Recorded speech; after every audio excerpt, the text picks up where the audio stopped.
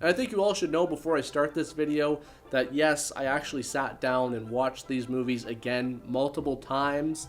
And to be clear, everything that I talk about in these videos is in relation to the movies. I don't care what happened on the TV show or in some comic book or in, some novel that came from the expanded universe. Now, it would be easy for me just to go ahead and talk about all the things that I didn't like about The Phantom Menace, but I figured I should at least talk about some of the things that I liked about the movie first. I like the pod race. I've been a huge Star Wars fan ever since I was a kid. I would pretty much spend any money that I had on every piece of merchandise that I could find. Weird thing is that I still kinda do. I get bored and I buy Star Wars stuff. Even random Star Wars stuff, like these R2-D2 pizza cutters. And I have two for some reason. Or this R2-D2 coffee mug. Those, along with all of my other Star Wars stuff, which I'm not even going to talk about because it would take too long and nobody cares. So when The Phantom Menace was coming out, the word excited didn't even come close to describing how I felt. Now, this movie came out when I was around 14, and by the end of the movie, I had no fucking clue what happened. Even when I saw it a second time, I had to ask my friend, and he said it had something to do with trade routes. Of course, none of us had a clue what that meant either. You see Padme's reaction here when she finds out that Anakin's never even finished a race? That was my reaction throughout the whole movie. Right from the beginning, you can tell George wasn't exactly on his A game when he was writing this. You know your movie's in trouble when you start off a fiction story with the words, "The taxation of trade routes to outlying star systems is in dispute." Wow, this sounds so exciting I can barely sit still.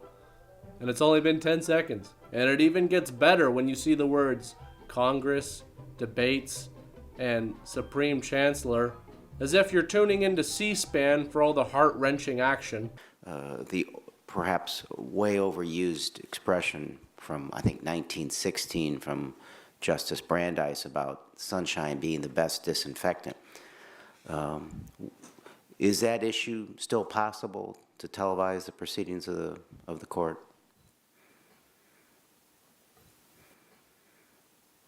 The title scroll for A New Hope had stuff like Civil War, Evil Galactic Empire, Rebel Spies, Secret Plans, and Ultimate Weapon. Kinda sets a different tone. One that's not boring. And I just gotta ask, why are the transmissions always kind of fuzzy? All the video chats and holograms. Geez, you've managed to figure out spaceship engineering, laser weapons, robot soldiers, traveling at light speed, invisible shields, and yet video transmission still needs perfecting? But whatever, it's Star Wars. At this point, you're still more than willing to give the movie a chance, especially when they start off by introducing Obi-Wan. Also, I just have to say I think the Jedi Super Speed Dash was kind of a dumb addition. Makes me feel like I'm watching some sort of cartoon. And I seriously can't stand these accents, they drive me nuts. They've gone up the ventilation shaft. And what's up with this lip syncing? Is this supposed to be a joke?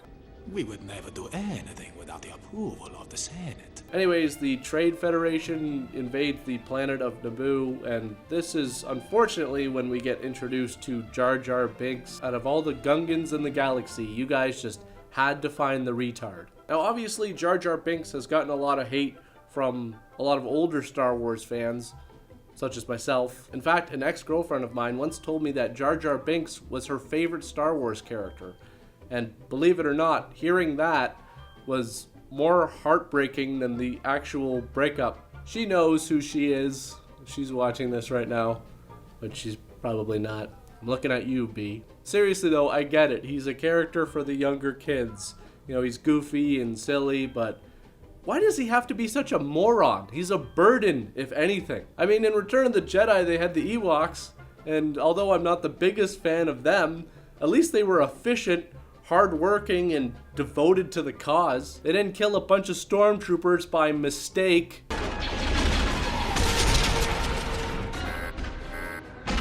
Shield generator's been hit! Here's another thing I don't really understand. The shield generator seems like it would be a pretty important component. So why would you put it on the outside of the ship where it's most likely to get hit? Also, how would it get hit if it's, generating a shield? And as much as I love R2-D2, I still think the scene where the Queen thanks R2-D2 is kind of stupid. I mean, it's a droid. That's what it's designed to do. Not only that, but then she orders Padme to clean it because it deserves their gratitude. Really? How about getting someone else to scrub the shit off the robot? How about Jar Jar? I mean, he's not doing anything.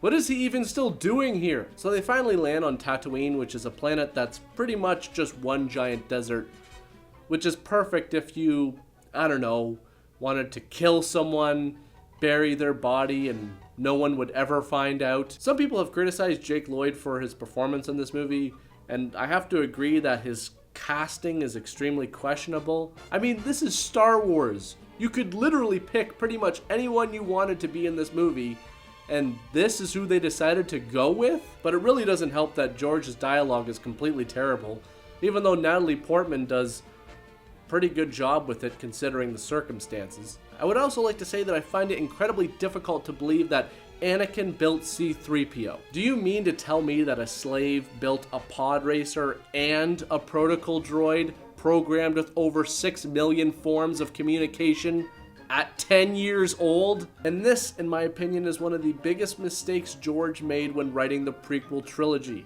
explaining the Force. In the very first movie, Obi-Wan said this: The Force is what gives the Jedi his power.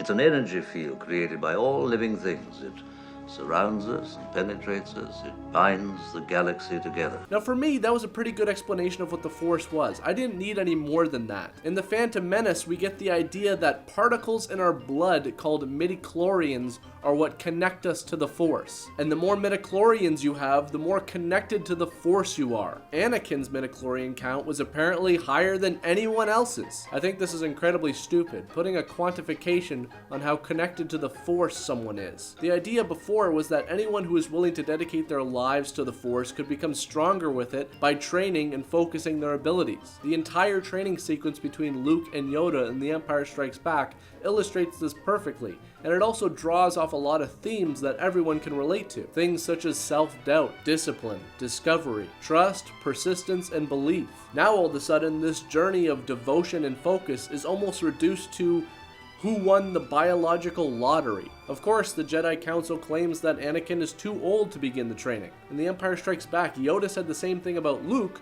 which I could understand. Luke was a lot older, but Anakin is around 10 years old.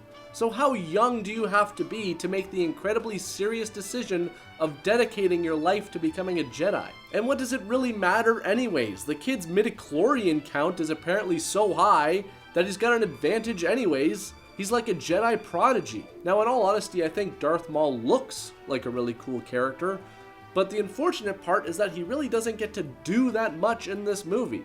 His biggest contribution is killing Qui-Gon at the end. We only see him for a few minutes, and now all of a sudden he's part of the climax. And this lightsaber fight looks pretty cool, but for me, it pales in comparison to any of the fights in the original trilogy. The reason is because there's not much of a connection between the characters here. Qui-Gon ran into Darth Maul on Tatooine very briefly, and that's it. In A New Hope, there's so much more going on between Obi-Wan and Vader. Not only do the two characters have an incredibly long history together, but this was the first time that Obi-Wan encountered Anakin since he became Darth Vader. The Empire Strikes Back has my personal favorite lightsaber duel between Luke and Vader. Not only is this Luke's first lightsaber duel, but it's the first time that he's been up against Vader face to face. There was a lot building up to this fight.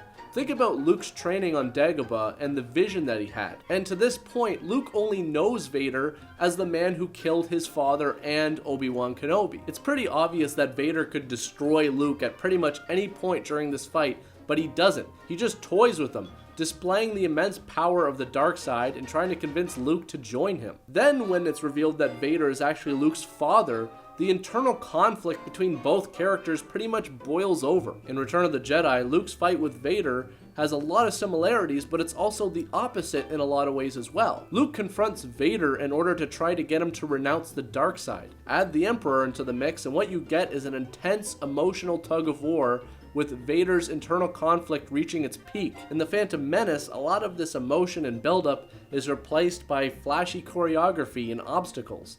It kind of feels like the boss fight in a video game. Like this corridor with the revolving force fields that prevent Obi-Wan from getting to Qui-Gon. Hey, remember that super dash move that you used in the beginning of the movie?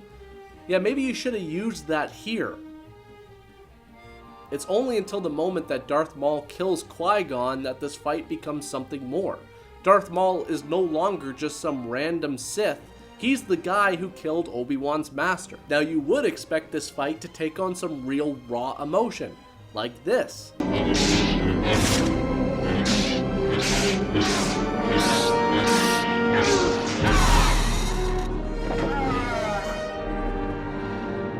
But instead, it once again goes into a choreographed, spinning, flipping dance-a-thon. And then Darth Maul uses the Force Push, which almost causes Obi-Wan to fall down this giant pit. And then he just stares at him.